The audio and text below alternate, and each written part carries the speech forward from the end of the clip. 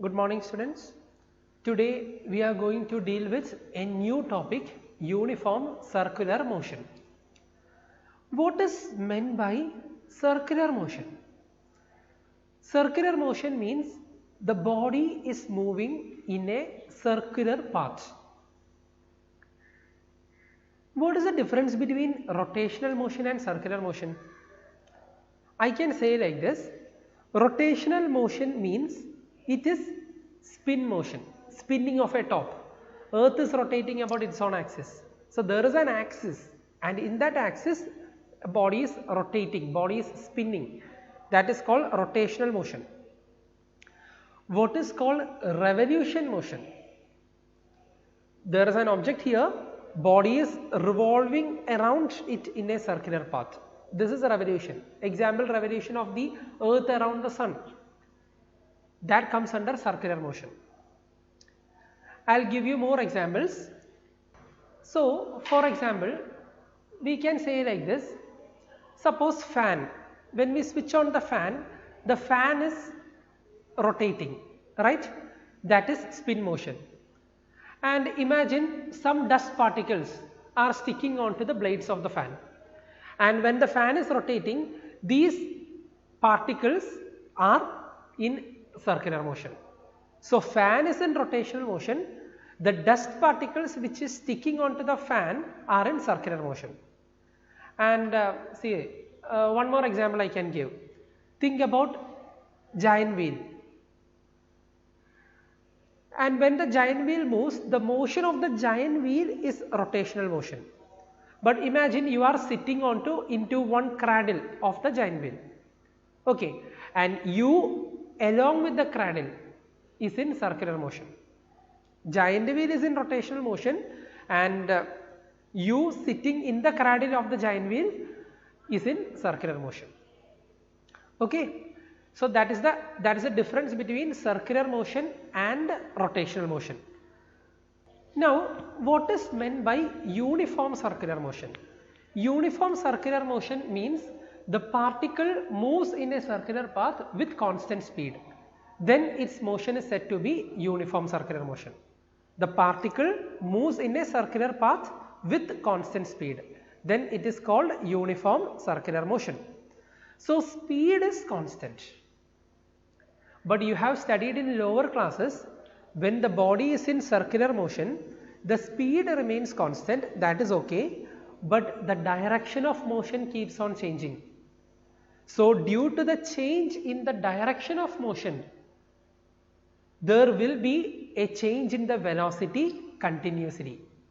And due to that change in velocity, we can say that the body is accelerating. The rate of change of velocity is called acceleration. So, due to the change in velocity, there is an acceleration which is directed towards the center of the circle and that is called centripetal acceleration. So, I will say like this, uniform circular motion, the speed remains same, the second point, speed remains same, but the direction keeps on changing. Due to that change in direction, there is a change in the velocity. And rate of change of velocity is called acceleration.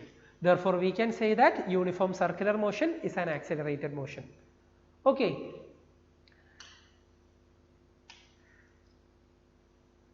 So, we are going to learn certain terms related to circular motion. The first term is angular displacement. The second term is angular velocity. Third term is angular acceleration. Displacement, velocity, acceleration. And we are just adding a term angular. So, the meaning of angular, rotation.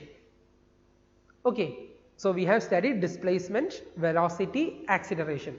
In front of those three words, we just put a word angular. Angular meaning it is considering which rotational motion. So, angular displacement. So, what is meant by angular displacement? It is the angle swept out by its radius vector in a given time interval. Angle swept by the radius vector in a given time interval. I will show the figure so you will understand. Look at this figure. The body is moving in a circular path. Okay. So the initial point of the body is A.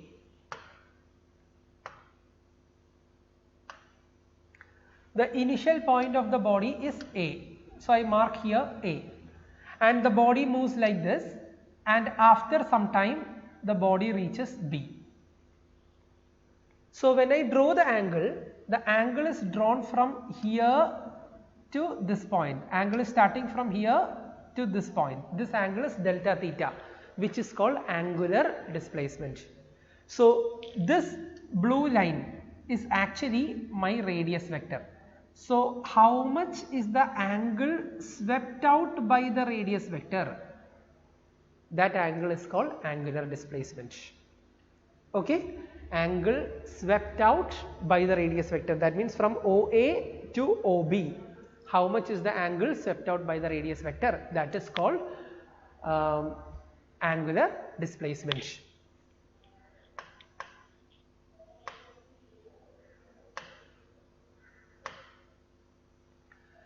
SI unit is radians. Angular displacement SI unit is radian, and angular displacement has no dimension.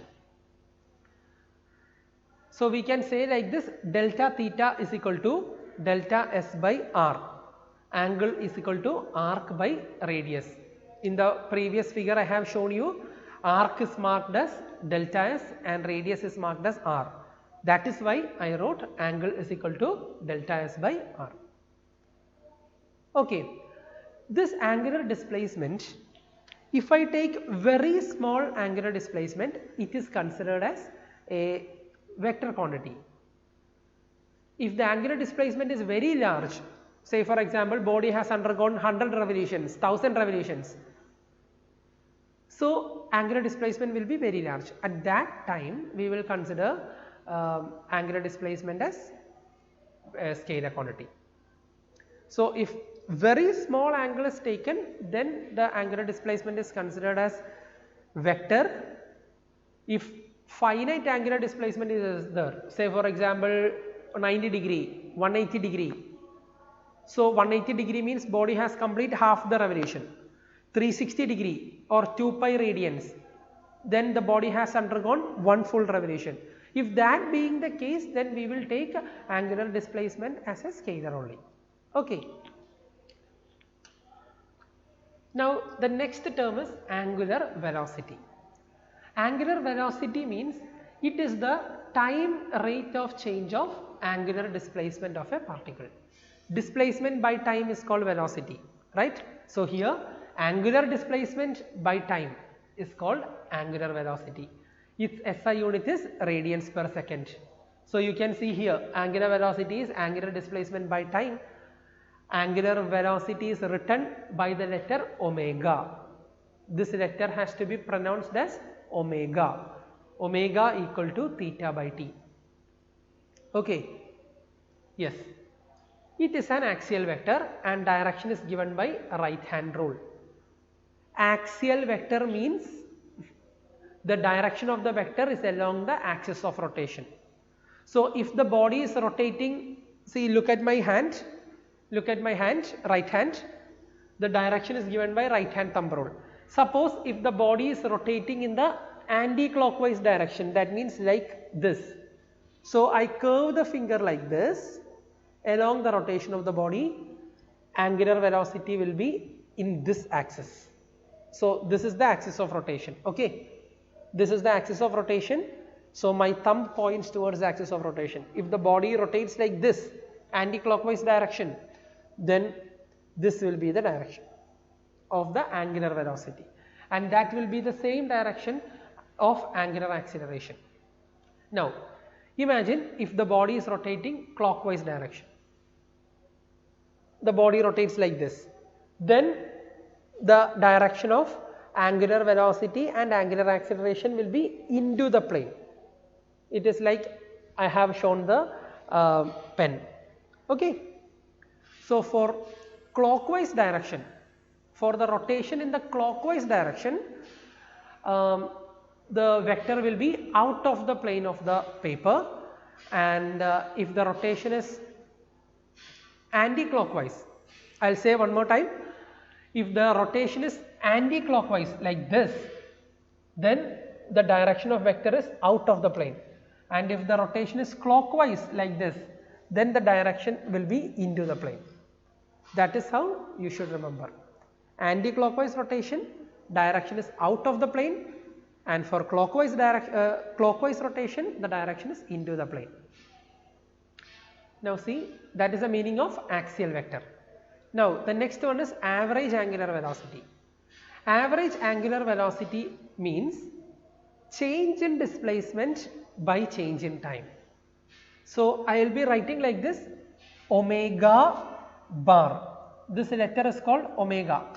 This letter is called omega. Omega bar equal to change in angular displacement delta theta by change in time. So omega bar is delta theta by delta t. Now the next thing is instantaneous angular velocity. What is instantaneous angular velocity? It is the limiting value of average velocity when the time interval approaches 0. Limiting value of average velocity when the time interval approaches 0. This you have already studied in motion in a straight line. We are just repeating the same statement.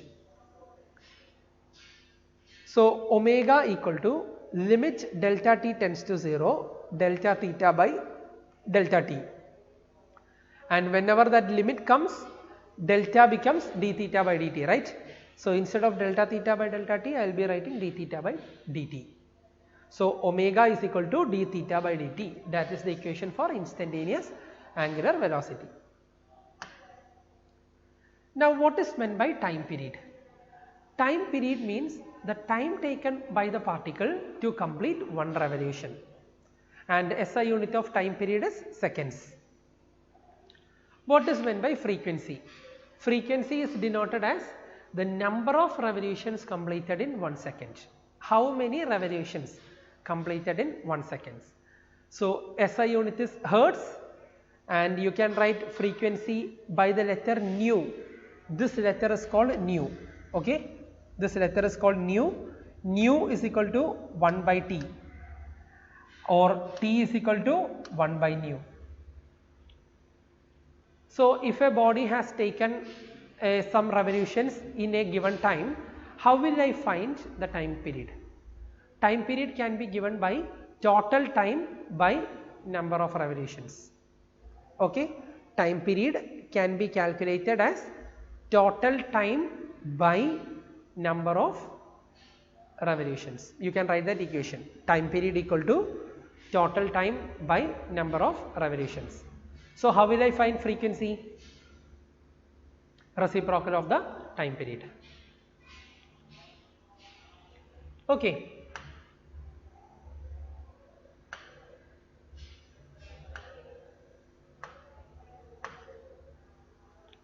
Now we will see the relation between angular frequency, time period and frequency.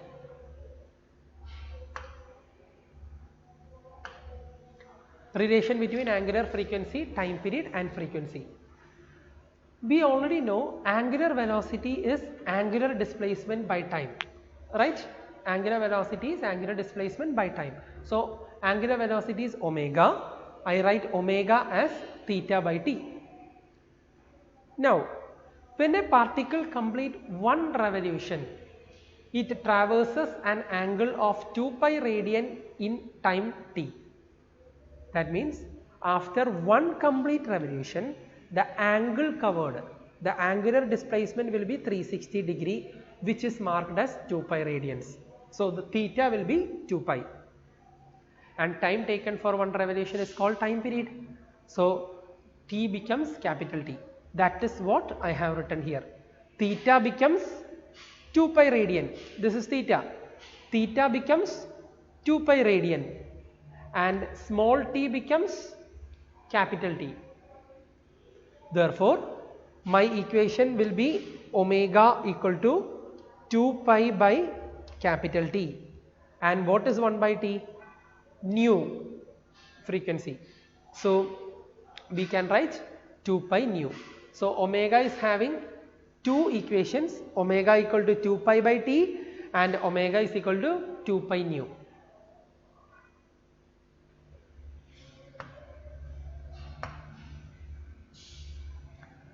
So this letter you can write somewhere in bracket. This letter is pronounced as nu, which is the expression for the frequency. Okay, write like that. So omega is equal to 2 pi by T or 2 pi nu. So that's all for now. Thank you.